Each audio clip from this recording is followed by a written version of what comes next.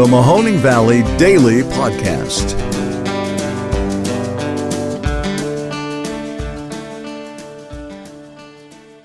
Hello, everybody, and welcome to today's episode of the Mahoning Valley Daily Podcast. I'm your host, Ron Cabuno. Thank you very much for tuning in.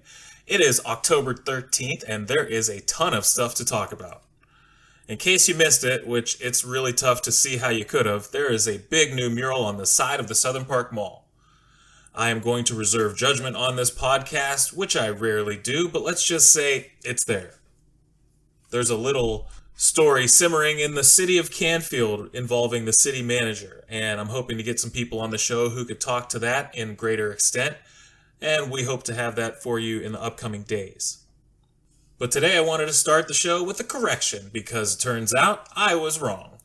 Obviously not the first time, but I got called out because listener James Hay let me know that the Foreigner concert that I said was going on Tuesday night got canceled way long time ago, so my apologies for that. As always, and for all your community calendar stuff, check out Mahoning Matters and check out WKBN. Where to start today? Let's do some real quick political stuff and get it right out of the way. Just wanted to say that it seems as though Rob Portman's wife has come out in endorsing Jane Timken for the Ohio Senate race to replace her husband. And that is over the other challengers to his seat from the Republican side, J.D. Vance and Josh Mandel, both of who have been trying to out-crazy each other, out-Trumpify each other for months now. So it looks as though, even though Timken is definitely a Trump acolyte, she isn't one in the violent, we have to take up arms against our fellow citizens vein. So that is kind of a win for centrism in the age of Trumpism, because the Republicans will be seen to be favored whoever they have out of that primary. But there's still a lot of time left, and Mandel and Vance both love running around and shaking their fist and making as much noise as possible, so they still could come out on top. We will see.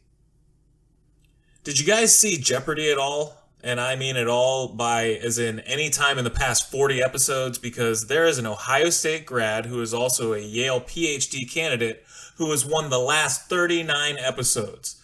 And to put that into perspective, that is about half of the ultimate record set by Ken Jennings at like 74, but over the more recent longtime champ James Holzhauer, who had, less.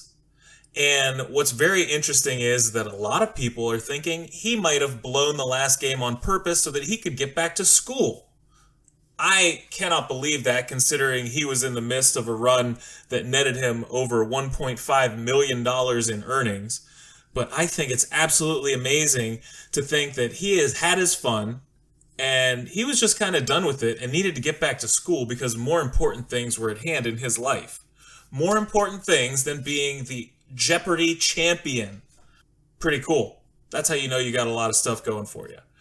I don't know if we're going to find out any more about whether or not he threw the match, but he really did lose on quite an easy question, and his betting was a little questionable in terms of whether or not he was trying to get back into the match in Final Jeopardy, so keep an eye out for that. Very interesting story from apparently a very interesting guy from Medina, Ohio. Couple of recommendations I have for you guys. Please check out the Ohio versus the World podcast. I'm not sure if I had mentioned this before on our podcast, but these guys do a fantastic job. And the end episode of their season, they finished up with a doozy. It is about 10-cent beer night Cleveland Indians baseball game, which ended in a riot in 1974. If you are a listener out there who happens to have remembered this debacle, then you will know it's one of the lowest point in the city's history, right up there with the burning of the Cuyahoga River. And these guys go into it with a lot of people who were there at the time. Mike Hargrove has a very long interview in the podcast, so you're going to love listening to that. It was absolutely amazing. So a little bit of backstory on this event, because it was supposed to be just a promotional night, but it ended up being a promotional night gone wrong, with everything colliding to make it the worst possible scenario. It was Indians versus Rangers, And the previous game against the Rangers was just a week before. There was a brawl during that game.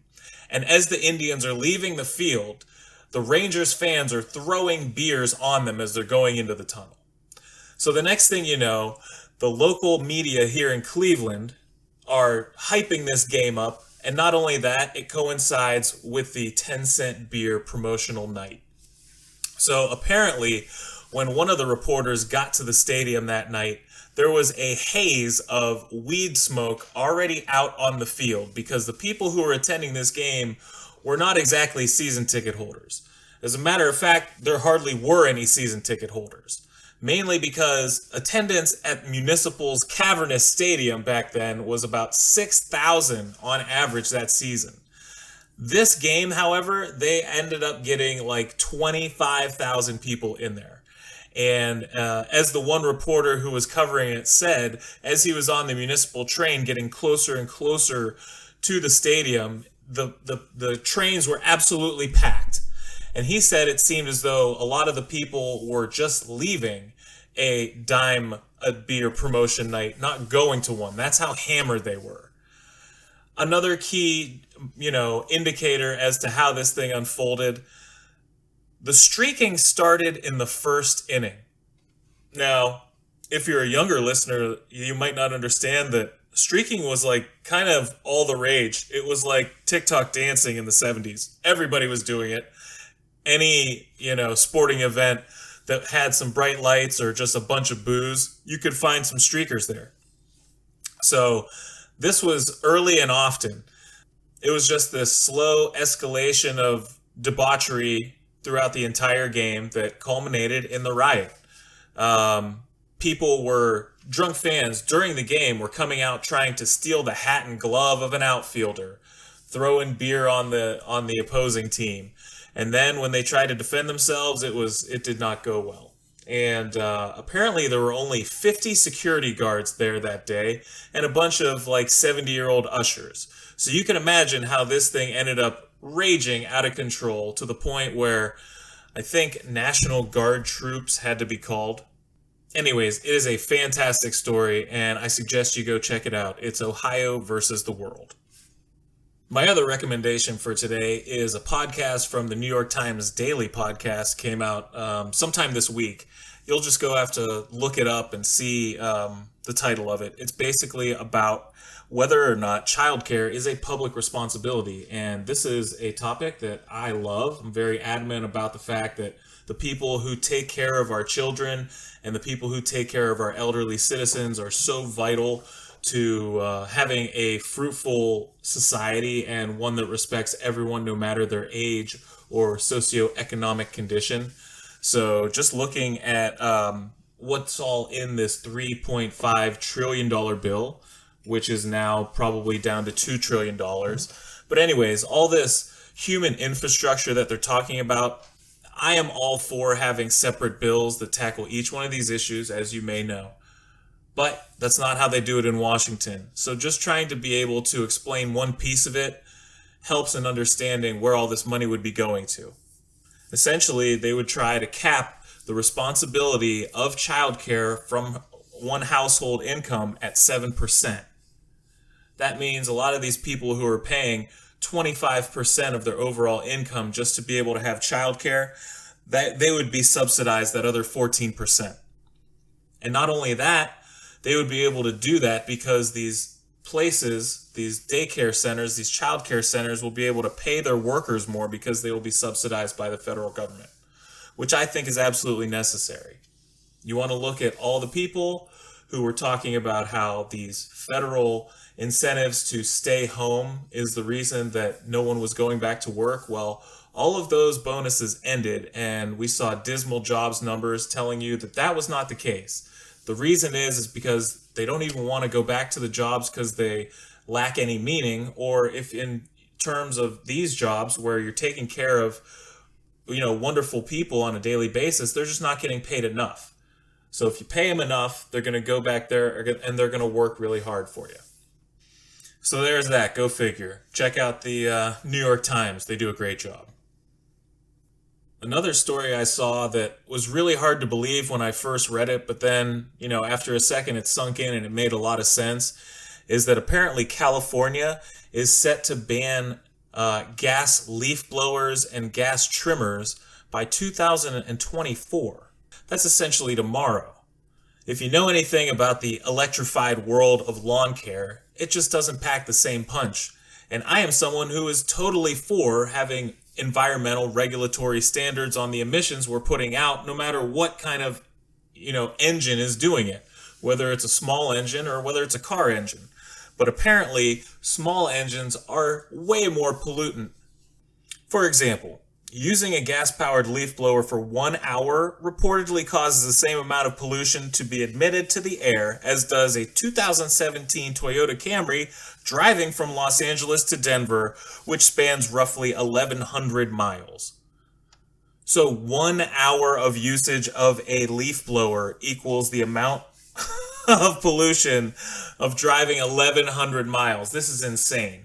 This is obviously something that needs to be tackled, but it's hard to believe because they are so ubiquitous. Everybody has them. They said that there are probably over 16 million small engines in California, which is going to be a really tough, to get your hands around. Now, they're not going to take yours away, but they're just not going to sell any new ones. So there's going to be a lot of headway that's going to have to be made in the electric lawn care department. I have an electric leaf blower. It works really well. I have an electric trimmer. It works pretty well. I don't know if I'm ready to go out and buy an electric lawnmower just yet because I don't think they have the torque. That's what you always hear. But if they do, they're going to cost an arm and a leg. So there's that too. But California, getting it done by 2024.